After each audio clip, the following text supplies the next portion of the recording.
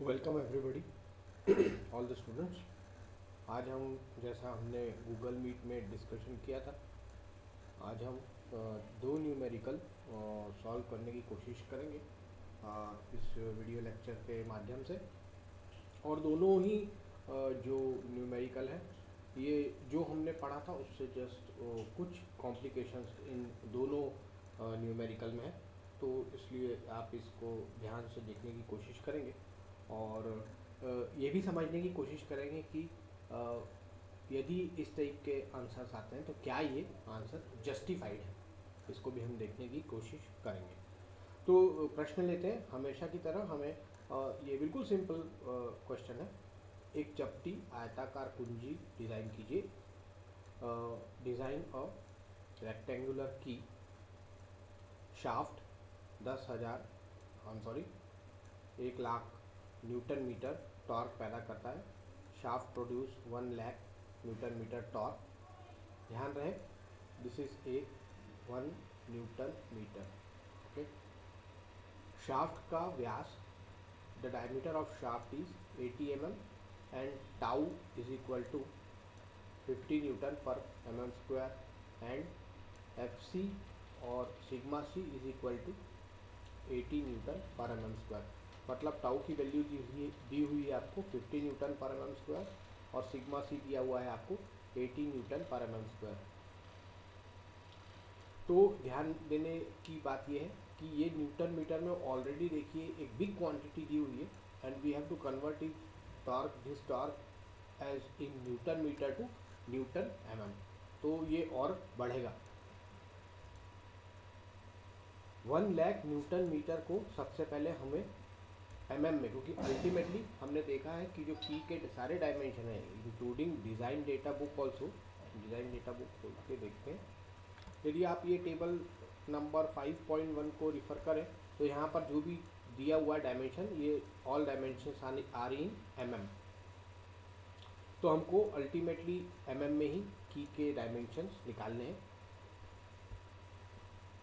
तो सबसे पहले हम हमेशा इसी तरीके का आपको क्वेश्चन आता है, that is 1 lakh newton meter and shaft diameter also given, और दो stresses, shear and crushing stress is given as 50 and 80 newton पर मिलीमीटर रिस्पेक्टिवली।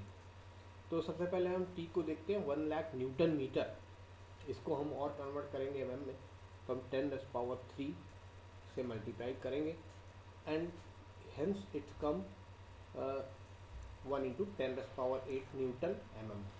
ये कंप्लीट आपका जो टॉर्क का न्यूटन मीटर से हमने कम्प्लीटली न्यूटन mm में कन्वर्ट कर लिया। नाउ अब हम शाफ्ट डायमीटर दिस 80 mm, इस 80 mm को हम देखेंगे कि 80 mm के अनुसार हम विड्थ और थिकनेस, विड्थ और हाइट हमारी ओर से निकालने की कोशिश करेंगे। तो देखते हैं इस टेबल में शाफ्ट डायमीटर चेक करते हैं 80 mm। ये देखिए 80 mm आएगा 75 to 85 के बीच में, तो ये आएगा 22 और 14, विड्थ बी, हाइट h 14। यहाँ पर ये जो टी मैंने लिखा है ये बुक के अनुसार लिखा है, ताकि हम जब जस्टिफिकेशन कर सकें तो हम बहुत आसानी से इसको समझ सकें। और यहाँ पर देखिए जब हम इसको देख रहे हैं तो अब हम यहाँ पर टी लिख रहे हैं 14, 22 और टी। ये 22 टी कहाँ से आया, फिर से देखते हैं। ये 80 mm का शाफ्ट दिया है, 22 विड्थ एंड हाइट 14 या थिकनेस 14, तो हमने ये टी 14 mm लिया हुआ है। अब हम देखते हैं कि इक्वेशन नंबर जो दो फेल्यूर हम हमेशा से देखते आ रहे हैं डिज़ाइन डेटा बुक में, इस टेबल के जस्ट ऊपर दिया हुआ है। The resistance to shearing is W L tau D by two is equal to T and the resistance to crushing is T by two L sigma C D by two is equal to T. तो ये जो है इसको हम ये यहाँ पर देखिए टी की जगह हम क्या लेंगे, हम लेंगे 14 जो हमारा आया हुआ है। आप यहाँ पर भी देख सकते हैं, ये देखिए टी लिखा हुआ है थिकनेस ऑफ द की, और यहाँ पर लिखा हुआ है हाइट h। तो ये हमको याद रखना है कि we have to take this as T और एस्टिमेटेड एज टी। ये मैंने आपको पहले टेबल में बताने की समझाने की कोशिश की है, और ये भी मैंने आपको बताया कि यदि आप इस डायग्राम को देखेंगे तो this T1 T2 should not be consider as T, this H is equivalent to T.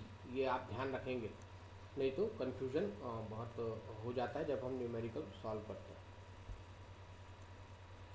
अब हम सबसे पहले टाउ के सापेक्ष में इसको रखते हैं। The resistance to shearing is given as W L tau D by two is equal to T. इस न्यूमेरिकल इस इक्वेशन नंबर 5.4 को रखते हुए T is equal to W L tau D by two. इसको इस 2 को यहाँ पर ले आते हैं, टी हमको पता है 2t divided by W tau D. हमको पता है डायमेंशन निकालने के लिए हमें 3 की के डायमेंशंस निकालने पड़ते हैं। सबसे पहला विड्थ, दूसरा थिकनेस या हाइट, और लेंथ। तो हमें ये भी पता है कि हमने पहले भी देख रखा है कि जैसे ही हम इस टेबल को देखते हैं तो हमें तुरंत की का डायमेंशन मिल जाता है, that is width and height. तो दैट इज 22 एंड 14, ये दोनों हमको पैरामीटर्स मिल गए। तो इसकी सहायता से हम इसको बहुत आसानी से निकाल सकते हैं। जो थर्ड रहता है वो हमने देखा है कि ये लेंथ रहती है, और लेंथ इन बिटवीन इन दोनों के बीच में हमको लेनी पड़ती है। तो यहाँ से जब हम सारे पैरामीटर्स को रखेंगे, 2 constant, 1 into 10/8 T, W 22, tau 50 दिया हुआ है, और डी का मान दिया हुआ है कितना, 80 mm का शाफ्ट है तो 80। तो ये सबको रखने के बाद हमारा लेंथ आया 2272 मिलीमीटर। ये ध्यान देंगे इस डायमेंशन पे, क्योंकि दूसरा डायमेंशन आई थिंक कुछ डिफरेंट रहेगा, इसीलिए मैंने ये न्यूमेरिकल एक्सप्लेनेशन के लिए लिया है कि थोड़ा क्रिटिकल है। दूसरे 5.5 का प्रयोग करते हुए दूसरे इक्वेशन डिज़ाइन डेटा बुक से, resistance to crushing is T by two L sigma C D by two is equal to T. Equation number 5.5। जब इसको लेंगे तो हमें इस इक्वेशन में टी का मान पता है, टी का मान पता है, स्मॉल टी का मान पता है, लेंथ निकालना है, सिग्मा सी का मान पता है, डी का मान पता है। तो किसका मान नहीं पता, हमेशा की तरह हमको एल निकालना है। इसे और शॉर्ट फॉर्म में लिख लेते हैं इस फॉर्मूले को, L is equal to 2 into 2 multiplied by T, that is 4t, small T, sigma C and D. L is equal to 4t small T sigma C into D. रख देंगे सारे पैरामीटर्स, 4 1 इंटू 10⁸, 14 80 इंटू 80, सारे parameters रखें। तो L is equal to हमारा आया 4464 millimetre. Last question में भी हमने देखा, जब हम सॉल्व कर रहे थे तो हमने देखा कि हमको सब दोनों में से जो लंबाई अधिक है उसको लेना है। से फॉर एग्जांपल यहाँ पर हमारा जो पहला आंसर आया है टाउ के सापेक्ष में, वो आया है 2272 mm, और दूसरा लेंथ आई है 4464 mm। ये दोनों में से कौन सा आंसर सिलेक्ट करना है, तो हम देखेंगे तो हम दूसरा जो सबसे ज़्यादा लंबा होगा, लंबाई से जो सबसे ज़्यादा होगी उसको हम सिलेक्ट करेंगे अपने फाइनल पैरामीटर्स के लिए। और जब हम इसको देखते हैं तो ये 4464 और 2272, इन दोनों का जब हम जब हम इन दोनों का इक्वेशन को देखते हैं और इस टेबल को देखते हैं, यदि हम 80 mm को सॉल्व करने की कोशिश कर रहे हैं, ये हमने गूगल क्लासमीट में भी बताया है आपको, और जब मैंने पहले की का इंट्रोडक्शन दिया था तब भी आपको बताया कि ये दोनों 75 to 85 किसके बीच में आने चाहिए, 63 और 250 के बीच में, क्योंकि यही हमारी स्टैंडर्ड लेंथ ऑफ टी दी हुई है। लेकिन इस न्यूमेरिकल में हमारा जो आ रहा है आंसर, देखिए कितना ज़्यादा आ रहा है। यदि मैं पहले आंसर को सही तरीके से जस्टिफाइड करूं तो ये कितना हो गया, 2 मीटर 2.272 mm, और ये जो दूसरी लेंथ है ये है 4464 mm, यानी कि 4 मीटर।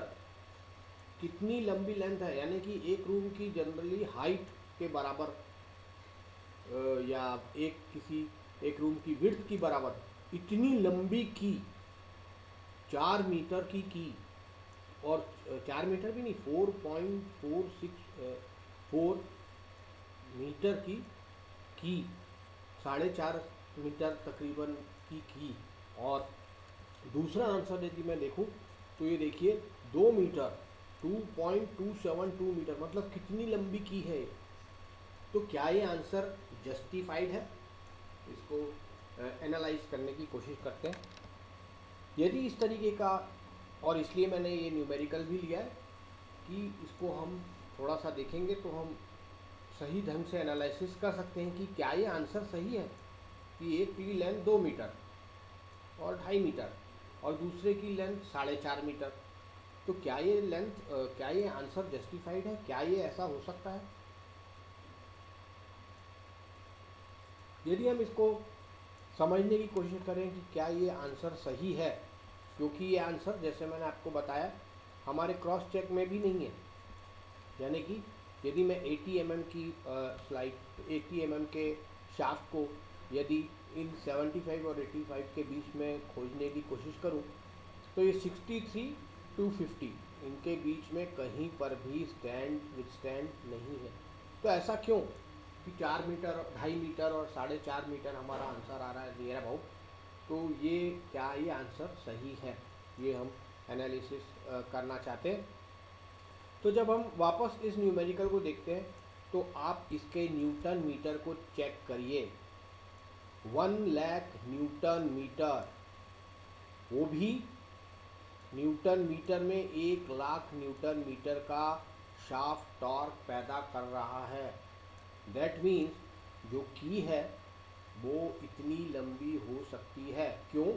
क्योंकि यदि इतना टॉर्क शाफ्ट पैदा कर रहा है तो जो इंस्टॉलेशन इस शाफ्ट के ऊपर होगा that will be generating that's why the shaft is generating इतना न्यूटन मीटर। तो इसलिए इस की लंबाई इतनी 3.5 एवं 2,500 और 4,500 मीटर हो सकती है। It may be possible, that's why it is justified कि ये आंसर हमारे सही है, क्योंकि हमारा टॉर्क बहुत ज़्यादा जनरेट कर रहा है shaft. That's why maybe this key can be this much long. ये आपको ध्यान रखना है।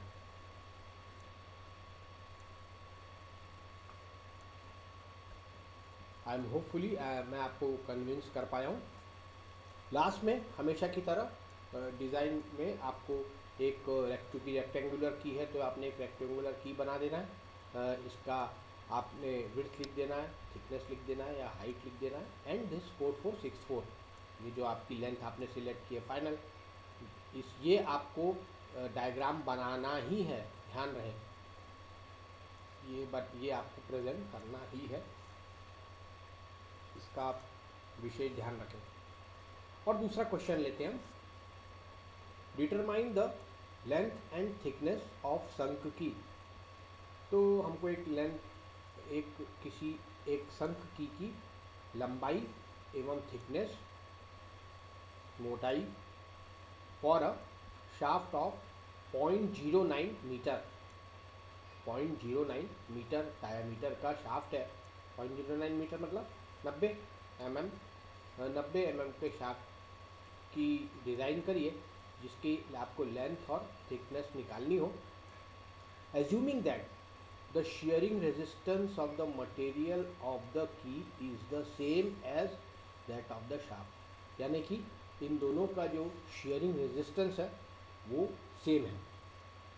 ध्यान रहे, ये मैंने आपको इंट्रोडक्शन में ये बताया था कि ये फार्मूला बेस्ड है और थोड़ा सा ये अलग है। Width of the key is 25 mm and tau is equal to, एक कंडीशन दी हुई है कि tau is equal to 0.4 into sigma C. इसी कंडीशन के बेस पर न्यूमेरिकल को, एक और न्यूमेरिकल को हम आगे भी देखेंगे कि देखने और समझने की कोशिश करेंगे की के ही। तो क्या क्या दिया हुआ है हमको, सिर्फ शाफ्ट का डायामीटर दिया हुआ है 0.09 मीटर और हमको कुछ भी नहीं दिया हुआ है। विड्थ ऑफ की दी हुई है ओनली 25 mm। तो हम क्या करेंगे, टॉर्शनल रेजिस्टेंस निकालेंगे of the shaft π/16 d³ into tau. ये कहाँ से आया, ये शाफ्ट के फार्मूला है, हमारा स्टैंडर्ड सॉलिड शाफ्ट का formula, equation number 9.1b page number 76। ध्यान रहे, यहाँ से हमने ये फार्मूला सिलेक्ट किया है और ये फार्मूला हम during the design of shaft कई बार इसको सिलेक्ट कर चुके हैं। सो π/16 d³ इंटू टाउ सिलेक्ट करने के बाद अल्टीमेटली हम क्या निकालना चाहते हैं, हम निकालना चाहते हैं टी की वैल्यू और ये आएगी टाउ के सापेक्ष में, बिकॉज हमको टाउ का मान भी क्लियरली पता नहीं है। Tau is equal to 0.4 into sigma सी।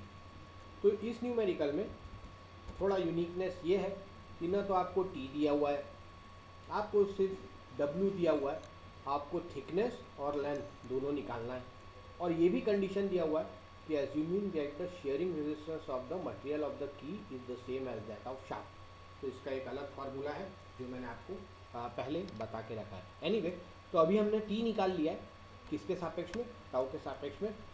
और ये देखिए यूनिट इसकी हमेशा न्यूटन मीटर रहेगी, इसको भी हम ड्यूरिंग द शाफ्ट कई बार डिस्कस कर चुके हैं कि यहाँ पर आप mm रखेंगे, यदि मैं 90 mm रख देता तो ये सीधे न्यूटन mm में आता, ऐसा नहीं है, ये हमेशा न्यूटन मीटर में आएगा टॉर्क जब भी आप निकालेंगे। Therefore sharing resistance of the key, ये देखिए शेयरिंग रेजिस्टेंस ऑफ द की हमने निकाला, इन दोनों टी को एक साथ इक्विवेलेंट कर दिया। जब हमने इसको एक साथ इक्विवेलेंट कर दिया और T is equal to 143×10⁶ tau का मान इसमें रखा और तो हमारा टाउ का मान कितना आया, 11.25 divide by 10⁶ into L into tau into newton metre. ये कैसे आया, आपने जो ये की थी, की का जो विड्थ थी, उस विड्थ को शेयरिंग रेजिस्टेंस ऑफ की इक्वेशन नंबर 5.4 को यूज़ करते हुए हमने निकाला। इसे मैं यहाँ पर एक बार और आपको बता देता हूँ। हमने कौन सा यूज़ किया, WL tau d/2 is equal to T. T का मान हमने पहले निकाला था, उसे रखा और रखने के बाद हमने यहीं से टी का एक और मान निकाला, 11.25 divided by 10⁶ L tau newton metre. ये टी का एक और मान आया आपका टाउ के सापेक्ष में। अब हमने देखा है कि as shearing resistance of the key and shaft are equal, यानी ये भी इक्वल है और क्रशिंग भी इक्वल है, तो ये जो पहला टी है और ये टी, इन दोनों को हम इक्विवेलेंट कर देते हैं, दोनों बोथ आर सेम। इसमें टाउ का मान कट जाएगा और डायरेक्टली एल का मान आपका आएगा एंड दैट विल बी 12.9। यहाँ ध्यान रखें ये है सेंटीमीटर और आपका जो फाइनल आंसर आया वो आया है 129 mm। अब क्रशिंग ऑफ द की, क्रशिंग ऑफ द की के लिए हम क्या कर रहे हैं, हम एक दूसरा फॉर्मूले का प्रयोग कर रहे हैं। The resistance of the crushing is T/2 L sigma c D/2 is equal to T. ये टी का मान हम चूँकि पहले ही सापेक्ष में निकाल चुके हैं, किसके, टाउ के सापेक्ष में। और यहाँ पर हम क्या करेंगे, उसी मान को रखते हुए देखिए 143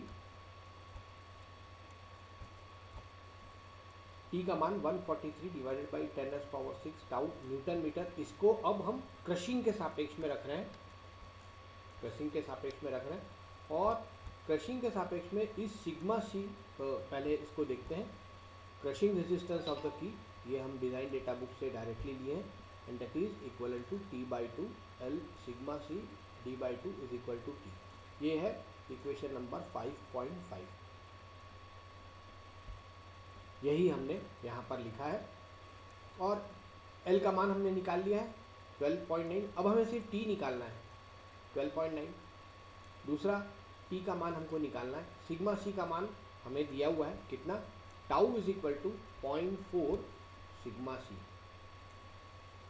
tau is equal to 0.4 sigma सी। तो sigma C is equal to क्या होगा, टाउ डिवाइडेड बाई 0.4,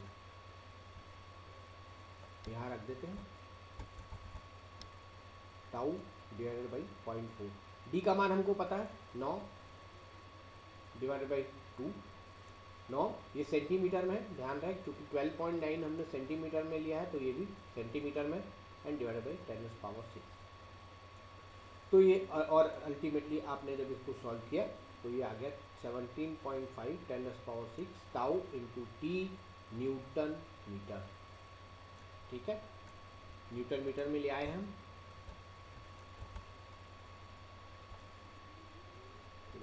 तो ये थोड़ा सा आगे बढ़ गए, सॉरी। अब ये जो हमने टी का मान जो पहले निकाला है 143 divided by 10⁻⁶ multiplied by tau is equal to 17.5 10⁻⁶ into T into L. तो ये हम टी का मान यहाँ पर निकाले हैं 1.98 centimetre, that is equal to, यदि हम इसे 2 सेंटीमीटर कर लें तो टी का मान आया है हमारा 20। तो इन तीन जो हमने एक पैरामीटर तो हमको दिया था क्या, कि पहले 90 mm हमको पता है डायमीटर है शाफ्ट का, की का मान हमको 25 mm दिया हुआ है। जो हमने आंसर निकाला है thickness T is equal to 20 mm और L इज इक्वल टू 129, यही दो हमको डायमेंशंस निकालने थे। तो आइए देखते हैं कि ये डायमेंशंस हमारे टेबल के अनुसार सही है कि नहीं, और इसे एनालाइज करते हैं। तो टी का मान हमारा 20 आया जब हमारी विड्थ थी 25 mm for the shaft of 90 mm। तो चेक करने की कोशिश करते हैं, डिज़ाइन डेटा बुक के पेज नंबर 54 में टेबल नंबर 5.1। देखिए 85 से 95 के बीच में हमारा शाफ्ट डायामीटर दिया हुआ है। हमारा पहला जो विड्थ दी हुई थी वो 25 दी हुई थी, ये विड्थ हमारी 20 आई है, लेकिन डिज़ाइन डेटा बुक में कितना दिया हुआ है 14। और 70 से 280 के बीच में हमारी लेंथ ऑफ की आई है, जबकि हमारी लेंथ ऑफ की कितनी आई है देखते हैं 129। तो ये भी सही है, लेंथ ऑफ की हमारी बिल्कुल सही है, लेकिन जो शाफ्ट की थिकनेस है ये 20 mm आई है। देखिए बिल्कुल अलग है, सॉरी 20 mm आई है, जबकि आनी कितना चाहिए 14 mm, लेकिन हमारी कितनी आ रही है 20 mm। तो इसके लिए यदि हम इसको जस्टिफिकेशन करने की कोशिश या देखने की कोशिश करें, तो सबसे पहले एक तो इसमें हमको दिया नहीं है कि हमारे जो की है वो हमारी की रेक्टेंगुलर है या स्क्वायर है, और रेक्टेंगुलर या स्क्वायर होने से हम इसका सही डायमेंशन नहीं निकाल पा रहे। This is case may be this में भी द केस नंबर 1 हो सकता है कि दोनों जो क्या बोलते हैं, दोनों पैरामीटर थिकनेस या हाइट या विड्थ ये दोनों में भी सेम हो। तो इसको ध्यान में रखते हुए हमारा ऐसा वेरिएशन में भी पॉसिबल है। तो हमारी विड्थ से ज़्यादा नहीं है, इसलिए हमारा जो आंसर है इसको एनालिसिस कैसे करेंगे, हमारी जो थिकनेस या हाइट आई है, ये हमारी जो थिकनेस या हाइट है ये हमारी विड्थ से ज़्यादा नहीं है, so that's why we can say this is safe और this and our answer is correct. ये ऐसा एनालिसिस हमें करना ही पड़ेगा, अदरवाइज हम न्यूमेरिकल किसी भी तरीके का आए, हम जो आंसर निकालें वो जस्टिफाई को हम कर सकें कि नहीं कि what dimension we have find out are correct और नॉट, और मे बी ये हो सकता है या नहीं। तो ये थिकनेस हमारे हिसाब से बिल्कुल सही है और ये थिकनेस जस्टिफाइड है, हमारा आंसर सही है। दो टेबल में ये 14 दिया हुआ है, but we got whatever we got, the 20 mm we got is correct. In the same fashion, in the last question हमने देखा कि ये इसका जो लेंथ है ये एक्स्ट्राऑर्डिनरी लेंथ है, 4, 4.5 मीटर, 2 मीटर, 2.5 मीटर, ये एक्स्ट्राऑर्डिनरी लेंथ है। एंड साइमल्टेनियसली यहाँ पर भी हमने देखा कि हमारा जो थिकनेस या हाइट h आ रही है, ये भी जो दिए हुए स्टैंडर्ड डायमेंशन 14 से ये हमारी 20 आ रही है, लेकिन ये जस्टिफाइड है या हो सकती है मे बी ये कि रेक्टेंगल तो आपका बन ही रहा है, दो 14 mm स्टैंडर्ड है तो आपका 20 mm बन रहा है, but we got whatever we got the answer is may be correct. तो ये दोनों आंसर को हम इस तरीके से जस्टिफाइड या एनालिसिस कर सकते हैं। In the mean time, in the next video we will try to solve one more problem regarding key, and I am very hopeful कि आप इन दोनों questions को करेंगे because uniqueness इस question को थोड़ा सा अलग बनाता है एंड आप उसमें उसको करके आराम से उसको solve कर सकते हैं।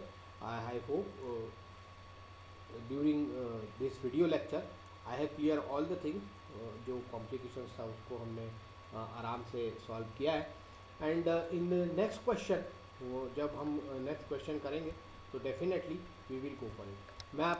मैं चाहूँगा कि आप इस की के ये जो नोट्स हैं, नोट्स और जो बुक प्रोवाइडेड बुक है, आप इन दोनों को देखकर एक बार और इसको क्लियर करें, because as we have discuss many time in the Google classroom और in the previous video lectures कि these things will be repeated continuously, और कंटिन्यूसली रिपीट होने के कारण हमें इसको देखने की काफ़ी आवश्यकता है। और इस की को समझने के बाद ही हम जो कपलिंग है, as our heading shows that keys and coupling, इसको भी हम सही तरीके से जस्टिफाइड कर सकते हैं, because in coupling there are many more complications arise. तो यदि आपका की सही आपने डिज़ाइन नहीं किए तो की के बेस पर ही कपलिंग उसमें फिट होती है, रिजिड कपलिंग, तो इसका आप ध्यान रखेंगे। So I think I will quit here and in the next video lecture we will try to solve one another problem of key directly from R.S. Khurmi book, as we have discussed earlier, and try to understand that problem also. And after that, in the next video lecture, we will try to cover up the rigid coupling itself. So thank you very much for your attention. Thank you all the students.